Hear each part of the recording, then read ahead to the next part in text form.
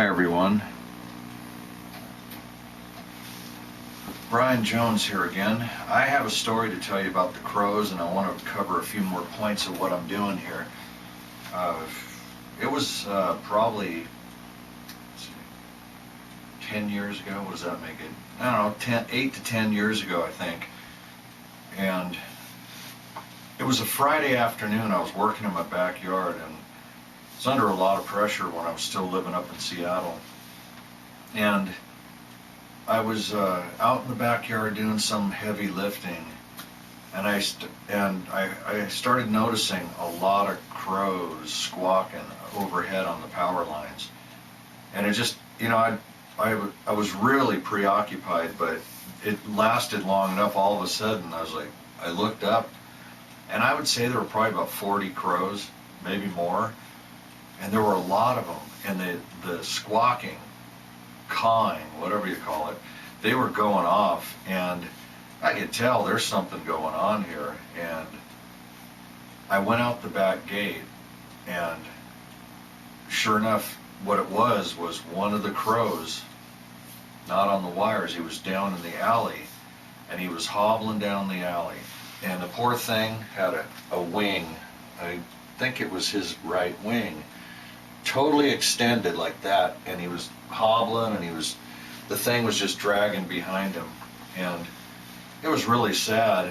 And like I said before, I was under a hell of a lot of pressure, and I was, trying to fight off anxiety attacks galore.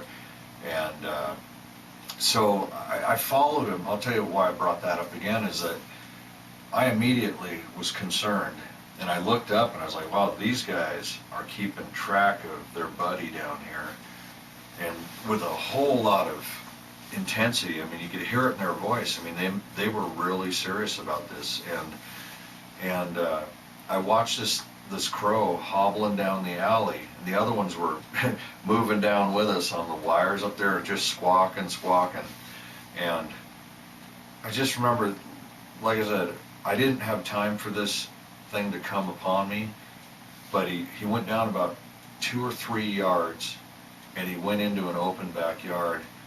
And like I said, I was under so much pressure that as I'm looking at him, I was just realizing what a sad situation it is for this crow. I mean, what does a crow do that's in this condition? They can't take themselves to another crow that's a vet, right?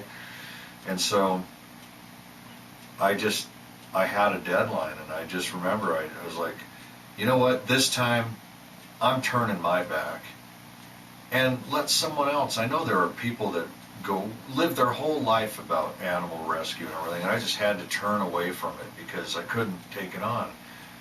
And I did. I went back to my house, went inside, did what I had to do. But I'll tell you something, it really bothered me. And you can call it praying, whatever. I don't know what God is. I've used that term a lot because I've heard it a lot. There's some kind of higher power, and I just really, from the heart, was saying, that was a Friday afternoon. Throughout the weekend, and then come Monday, I had a truck. I was hauling stuff for people, but over the weekend, it just kept coming back to me. It really bothered me, and I was just saying, okay, I'm sorry, that I wish I hadn't turned my back. I figured it was a done deal.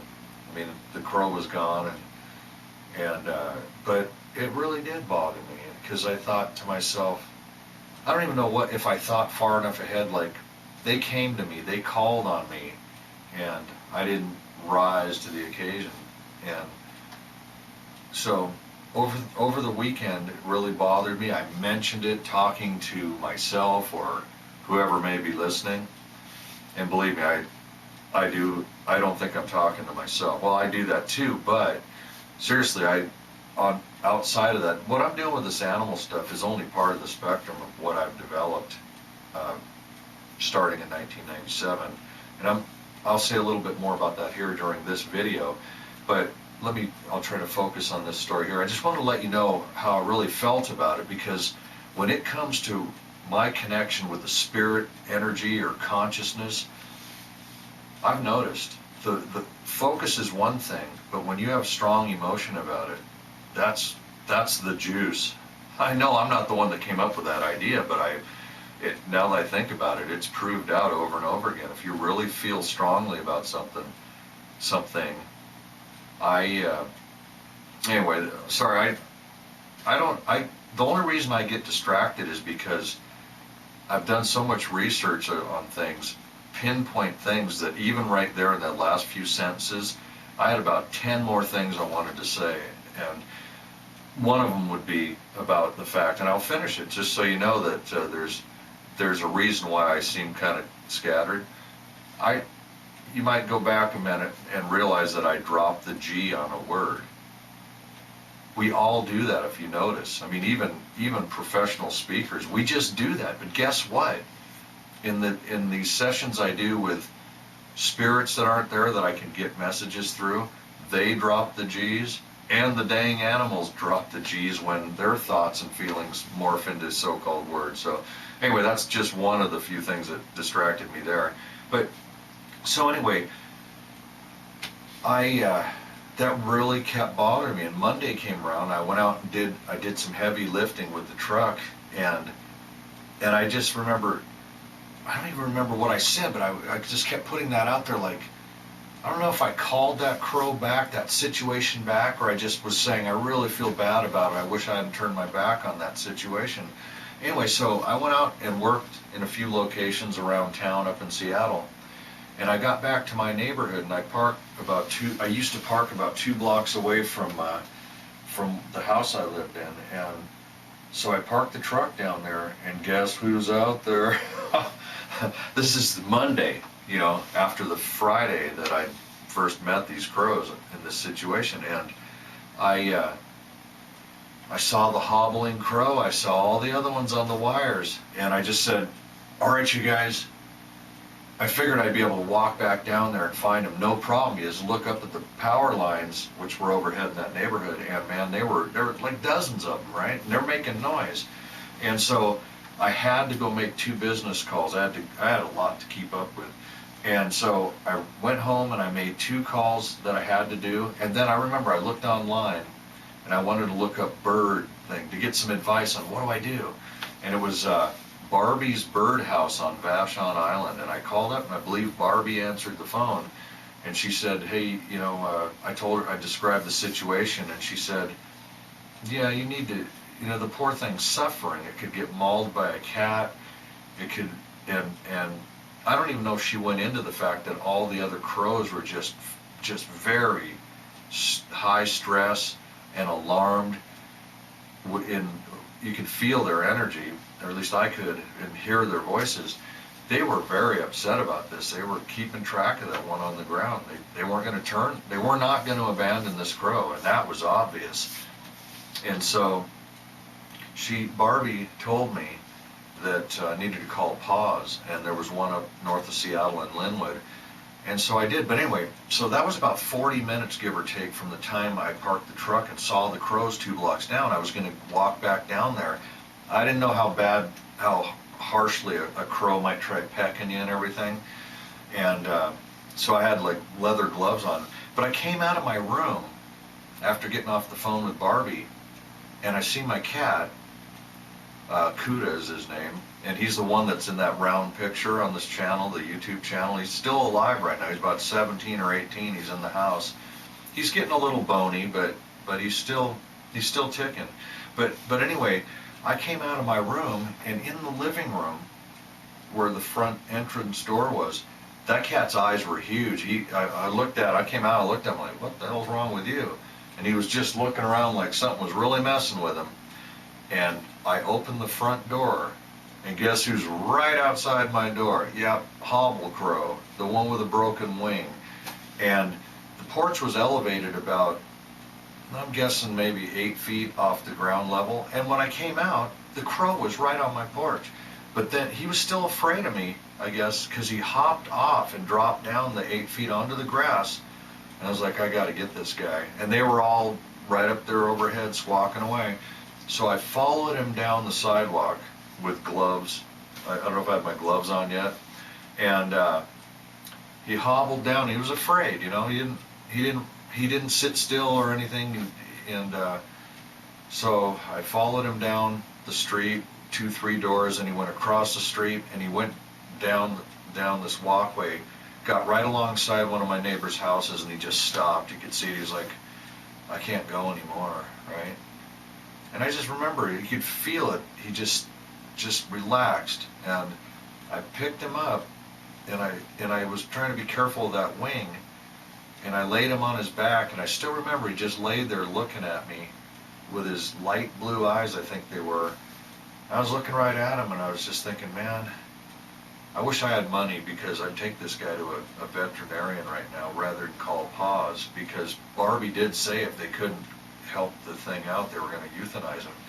Anyway, the moment I picked the crow up, and I already had a box ready to go that I set aside up at the house, and as soon as I had him in my hand and I was walking back up to my house, all the crows flew off. Like, okay, we know that this crow is going to be taken care of. And I took him up to Paws in Linwood. I found out later they did euthanize him because his shoulder joint was fused up here. And they said that it was so solid that it must have been like that for weeks. So those crows were following their partner, or whatever you want to call them, around for weeks. But they came to me, and I'm just saying, I don't know a lot about it, but I really do believe these animals are tuned into the spiritual network, the internet, or whatever you want to call it, because I think they really operate on those levels. And so I have other reasons to think so. I mean, I've gone up to dogs in cars just because they're so loud and vocal, and I used to carry my recorder around in my pocket, and a number of times I'd record dogs, and they'd say things like, one of them was a couple Yorkies under a fence, under a gate, with a little snout sticking out, and I get down, I'm looking right at them under the gate, and I recorded it, and I hear, "Ride on, know you," and then dogs in this little Honda SUV type thing. It was, "We know of you," and I remember that phrase coming out from other parts of the city. We know of you, like almost like these animals know that me, the oddball that's recording animals and being really open.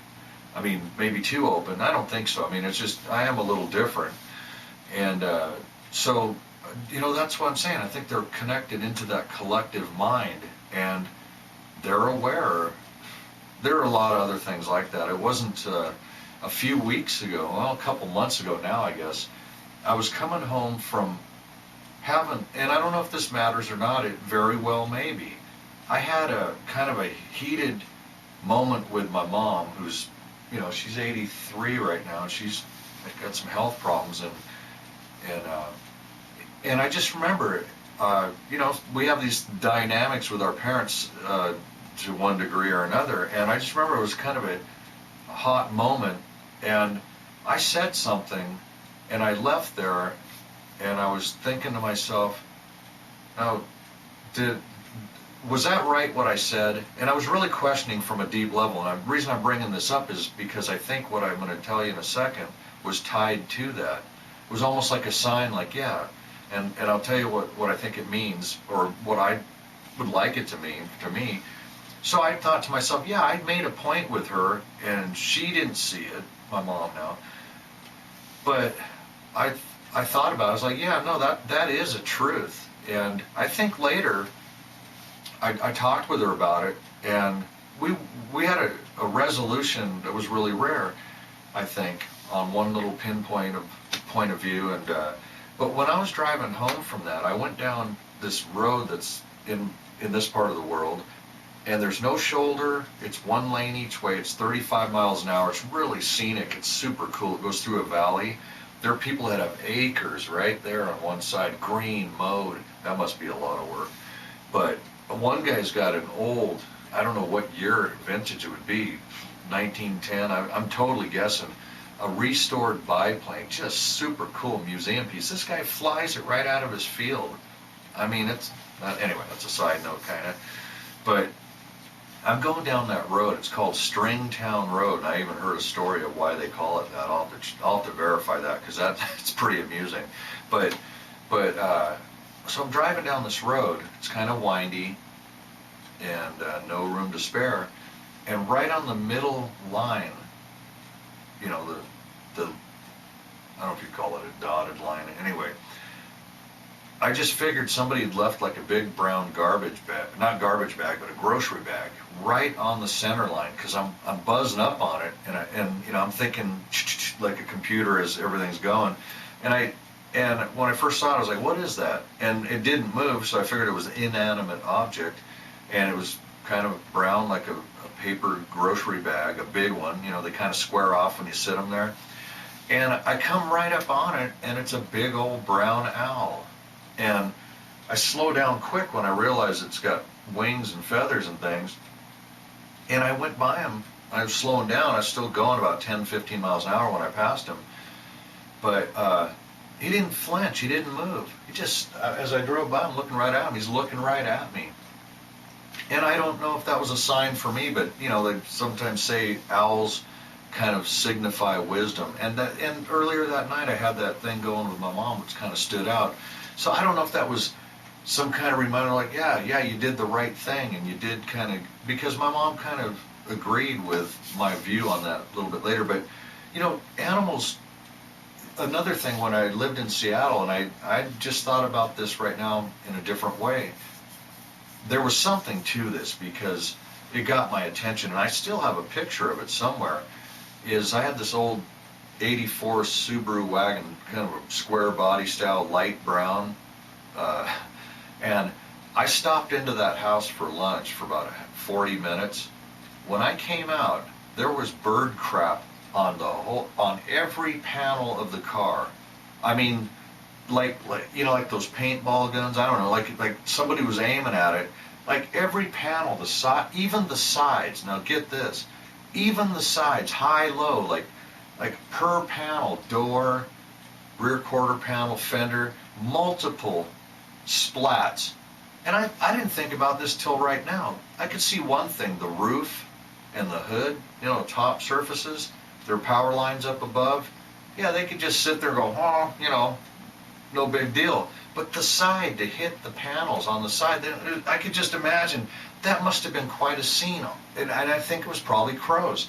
They must have been swerving right at it and knowing what they were doing to throw that stuff right at the side of the car, because there were probably 4 or 5 slots per side panel.